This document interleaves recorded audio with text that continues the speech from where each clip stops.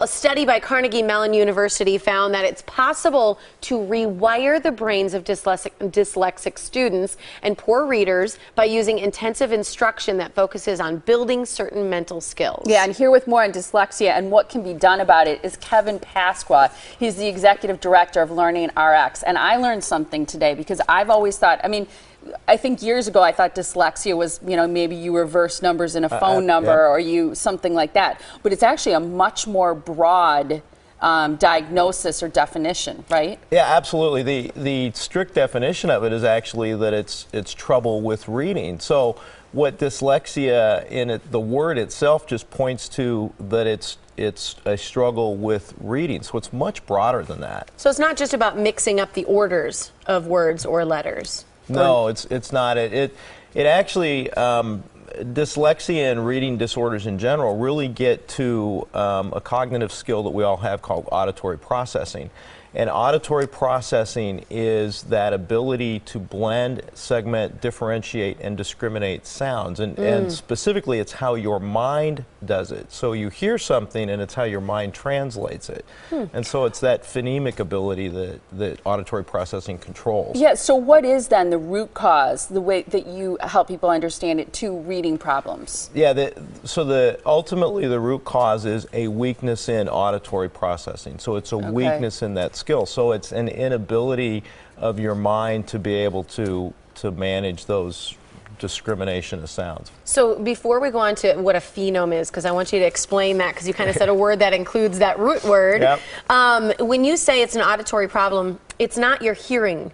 It's not that you're not hearing the sounds or the volume. It's that you're processing what you hear incorrectly. That's a great way. To clarify. That really is a great way to say it. It's what we call it is we say auditory processing is your mind's ear. Okay. So it's how your brain hears it and then translates it. So what is a phenome? So a phenome it's the smallest segment of sound that makes a definition that you can define. And so it gets back to auditory processing, and if you don't have that phonemic ability, which then means your ability to understand phenomes, you will have difficulty reading because you won't be able to parse out the definitions. Is there a word that you can use that would kind of describe that at all? Like if you would say something, an example, and I would hear something different? Well, or is it not that easy? Well, here's a great example. We have a student that came to us, and the individual, if they read the word, they could read the word left, and they could go L-E-F-T, and then when they would say it, they always said it felt. Huh. And it was very frustrating to them because I don't understand what I'm doing and so that's a pretty severe case, but that's an example of how their mind just doesn't translate those sounds. So it's the sign then, or some of the signs of dyslexia are difficulty pronouncing new words, weak letter discrimination, trouble distinguishing similarities or differences with words. So for example, like the felt and left, no and on. Exactly. This I think is fascinating. What do Albert Einstein, Thomas Edison, and Alexander Graham Bell all have in common? Well, other than the fact they were great inventors and scientists, they were all dyslexic. How do we know that? It's trivia.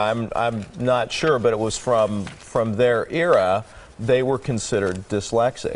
And so what's interesting to me is they worked really hard and they were able to overcome it. And they had incredible minds. And so there's hope here. Yeah. Right? I've been at your location before, and the brain games you do, the different, ways that you assess people is just, I think it's phenomenal. It's hard sometimes for adults to do some of the brain games you do, but they're very easy. You get better every time you do it, so it's a way of training your brain. But one thing you say is that oftentimes, things like dyslexia can be misdiagnosed. Why is it often misdiagnosed, do you think, in schools? Well, that's a great question, and I always take it from a parent's perspective. And so what happens as a parent is you'll see things like, and we hear this all the time, as parents will go, they don't like to read. Well, okay, well, why not? So you start with that. But then you talk further, and they go, well, they're terrible at science. well, are they terrible at science? Or if you think about science, especially when you get into, say, middle school and high school, it's a lot of reading.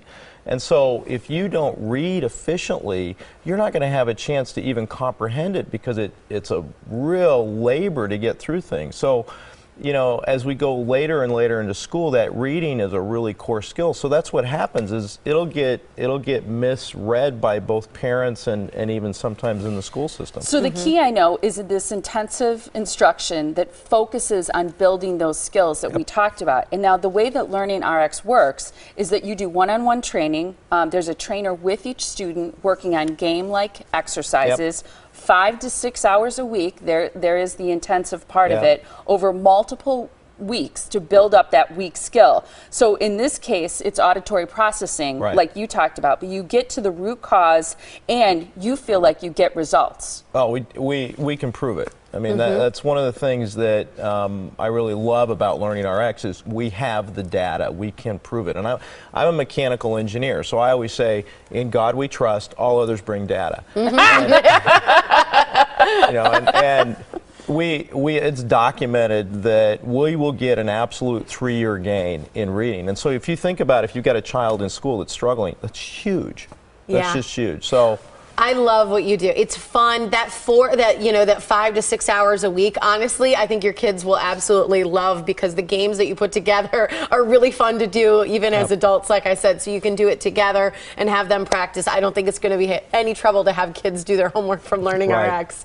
Here's the information so you can contact them. What they do is fantastic. I think it's great for all kids that struggle, or even kids who just want to increase their learning skills. You have free reading screenings that are going on, and you can call to get more information on those reading screenings at 262-395-2250, or that website, which is a bit long, is on the screen as well. You can replay this on themorningblend.com to get that website. Again, the phone number, though, is 262-395-2250. Thanks so much for being here, Kevin. You bet. It was great fun. Good stuff. Love what you do. Good to see you.